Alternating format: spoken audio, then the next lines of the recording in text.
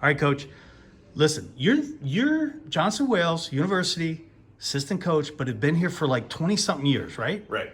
And you're the first All-American for this. Correct. Okay, so you have dedicated yourself not only as an athlete, student athlete here, to continue on coaching. Why? So I guess I can't shake it. Like I've always just loved wrestling, and that's just kind of it's the sport I chose, and it's the sport I stuck with, I guess.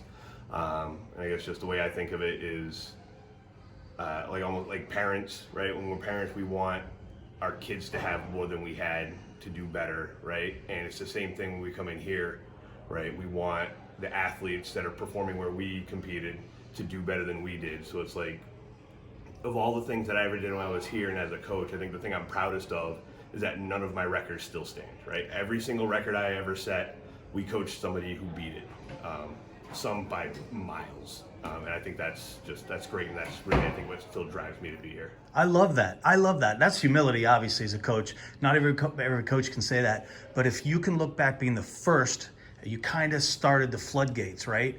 But now you get to see how far this program's come. I mean, you've got national trophies on the wall. You've had multiple-time national champs. How proud are you of this program?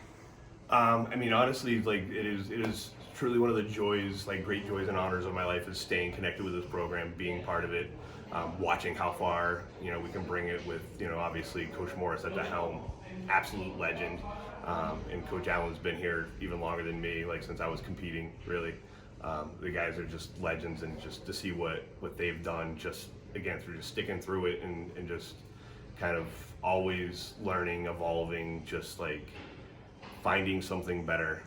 So I'm a podcast nerd, and one of my favorite podcasts, Freakonomics, they did a whole episode on like athletic performance, and one of the things they were talking about that came out of a study was essentially like you can't copy your way to the top, right? So it's like if you're just doing what somebody else does, usually at best you're going to do a poorer version of it. So in order really to get to the top, you have to innovate. And I just think that's what Coach Allen and Coach Morris have been great at, is taking what they know, maybe take a version of something they've seen somebody else do, but like kind of twist it, innovate it, try to make it new, and try to just bring us as far as we can go. You got exciting times this year in particular with the national championship coming to your back door, right? Right. So for sure. Obviously the whole D3 nation is going to be looking in this direction come March. How excited are you for that opportunity? So I think that's going to be a lot of fun. It's a lot of work, obviously. So it's that kind of double-edged sword, whatever, of a lot of excitement, a lot of stress. But I think it'll be great to finally have it coming back into Providence, or back into New England. It's never been in Providence. But I think it's the first time in over 30 years that it's been in Providence, in New England. So we're excited to have it in Providence. I think we'll be able to draw a big crowd, pulling as many people in as we can, getting out to clubs, getting the word out, and just try to get everybody out here. And rumor has it that the D3 tournament is better than the D1 tournament. You got people knocking off people. That little number next to those seeds doesn't mean anything when it comes to it. Doesn't mean a whole lot. We had a 7 seed last year make the finals. For our team, beat like a undefeated number 2 seed, in the quarterfinals to get there. And we've had completely unseeded guys. I think Steven Jarrell was completely unseeded, made the finals.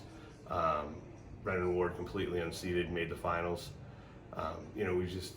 That's just our team. Like every team has a story like that, at least one, where like somebody just came out of nowhere, took like third in a region, and then went and took second, third in the country.